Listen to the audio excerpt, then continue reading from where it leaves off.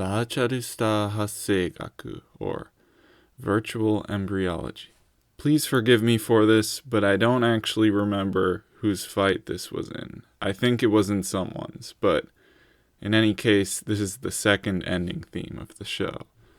Let's analyze this song line by line. To start, the first line is Taiko kanzen sabaku ni kodoku. In English, this could be translated as from time immemorial, completely, in solitude in the desert. Kuki, genshi, ingaritsuboshi. That is air, atoms, karma, law star. That's probably some sort of Buddhist term. So tochi no ko jutai. That is, indeed, the child of the land, impregnated, or appearing in a fetus. Tetsugaku no taiji. That is, the embryo of philosophy. Next, we'll take these next three lines as a whole, because it's pretty much just a list of different heavens. そして月天、水星天、金星天、太陽天、火星天、木星天、土星天、恒星天、元土天. Alright, so those are just heavens associated with first the moon, then Suisei, which is Mercury, Jinsei, which is Venus, Taiyo, which is the sun, Kase, which is Mars, Mokusei, which is Jupiter, Dosei, which is Saturn, Kosei, which is not a planet in our solar system. It means fixed star, apparently. Then Gendo Ten, which means original motion heaven. So this is just a list of different realms of heaven, probably associated with some Buddhist model of the universe, which accounts for different planets. Next, Saranaru, meaning, so there was this list of planets, but there are probably infinitely more which were not included on the list, but so simply to mean etc. or something like that. Then we have Enkyo mugen ni hatenaki. Next line, hitotsu no yuki tekina kikan. So, Enkyo mugen means an eternal loop of infinity. And in this eternal loop, we have an endless single organic mechanism. So this is summing up just in the total infinitude of space. This is all controlled by a single organic mechanism. For the next line, we have Hitotsu no eikyu undo sochi. This literally means a single eternal exercise mechanism. So something like a hamster wheel, where a hamster just keeps running and never stops, and the machine keeps going. The machine is simply meant to keep running. Now for the final line, we have Akudo nari, so akudo nari, nari.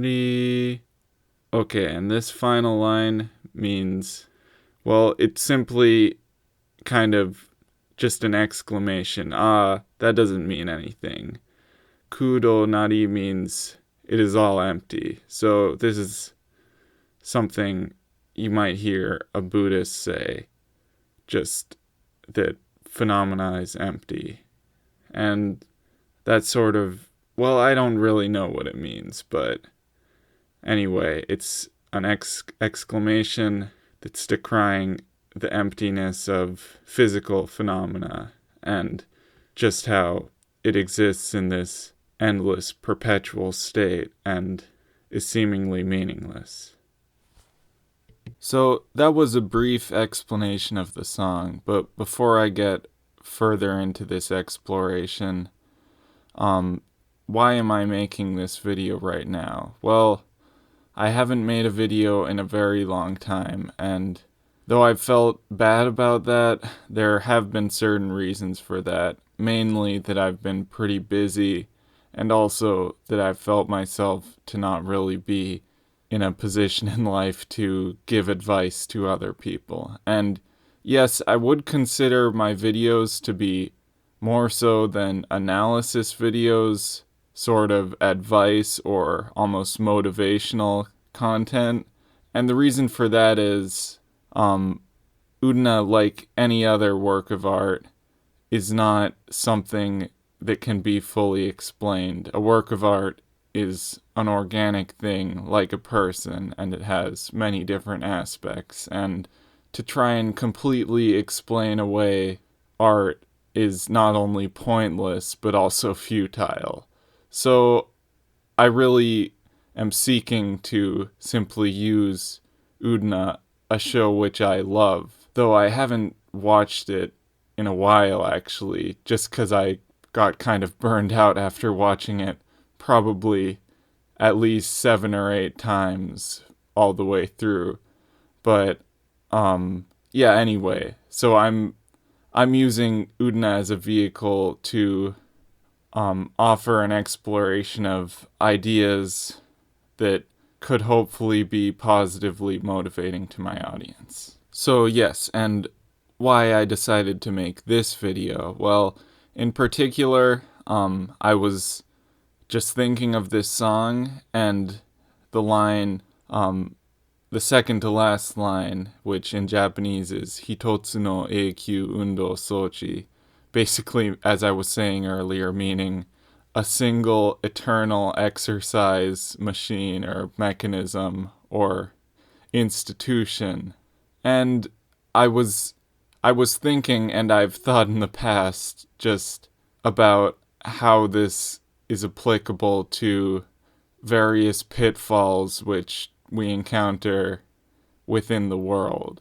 Let's bring this discussion back to Utena. So, the setting of Utena Otori Academy is in essence a microcosm of Japanese school life or even Japanese society as a whole, in particular from the perspective of a young woman who is coming of age, that is, Utena. Yeah, so I'll keep it brief, but ignoring the fact that Utena is tied to this school by fate in a sense, that she was given a ring as a child and therefore she came to the school. As a character, Utena is bold and she gets into situations which ordinarily people would not stick their heads into just based on societal boundaries and rules. But Utena doesn't care for those rules, and she gets involved in a lot of situations between other characters, and as everyone knows, she goes and duels with various classmates and other members of the school.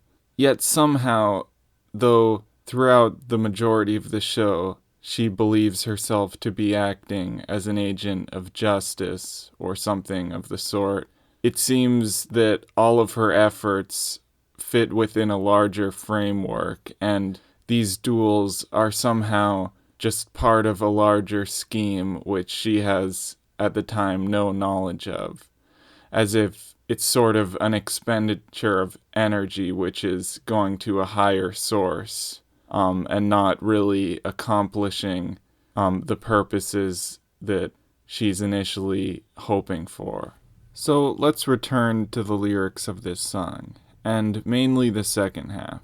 The first half is sort of a Buddhist portrait of the origin of the universe, or maybe the origin of the self. I'm not really sure, but in any case, we're going to focus on the second half, which is talking about this endless exercise mechanism.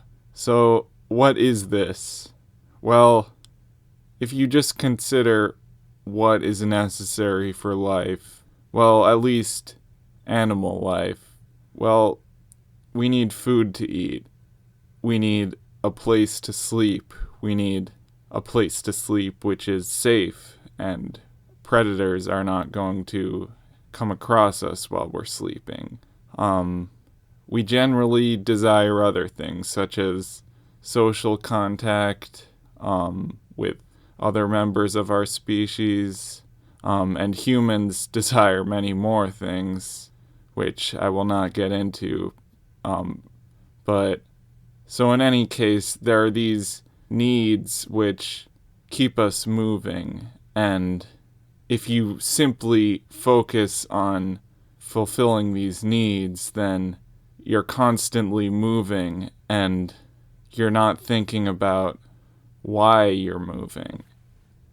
And this moving in itself is not a bad thing, because if you don't eat, if you don't sleep, you're not going to keep on living unless you have some sort of sage-like regenerative magical ability, which I'm not going to say doesn't exist, but if you're watching this video, you probably don't have that ability. I'm sorry.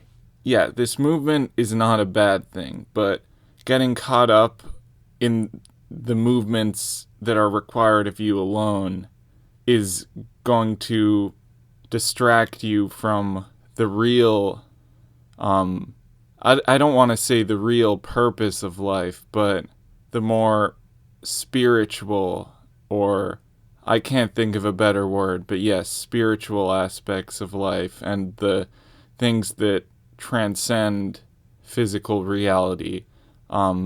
Ideas such as love, more so in the Platonic sense, or a feeling of peace and interconnectedness with other life around you, such as nature. Yes, these sorts of transcendent feelings, which are really, the more you access these feelings, the more you're going to feel like you're really progressing in life in more than a simply material sense. However, in this world, sadly, there are materialists who actually want other people to be locked in sort of a system of chasing solely after material gains and losing connection with your intuition, your sense of transcendence or spirituality, connection with nature, love, platonic love for other human beings, all of this. It will benefit some people who have set up certain systems for you to simply forget about all of this and chase after material gain, superficial status, clout, as we like to say. Yeah, so people like Akio, for example. Akio, who has set up a school which is a microcosm of the world and has this evil yet still somewhat ambiguous plot to gain certain power through just setting up this material endless system, an eternal exercise machine.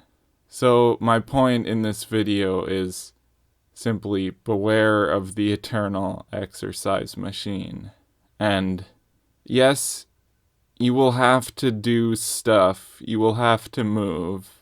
That's just how the world that we live in operates. And as long as we have a material body and we don't have another way of attaining our basic needs, yes, we will have to do stuff, but you must not forget that there is more than stuff. And I think that's what this song, this ending theme is saying. Alright, so this has been an unscripted video, and I'm sure that that's shown to some extent, but I hope that my viewers found some value or interest in this style of video. And if so, it may be easier to upload more frequently if I don't have to write out a full script for each video. Yeah, also, as I said earlier, I haven't watched Utena in a while. Haven't done a watch through, but I have been watching a lot of other anime shows, and I do have interest in sort of discussing other shows and mainly sort of late 90s or early 2000s era shows. So maybe a mix of discussion of specific shows and kind of just trends or ideas that can be found within a certain time period, which is something that really interests me. But in any case, I hope you enjoyed the video and have a great day.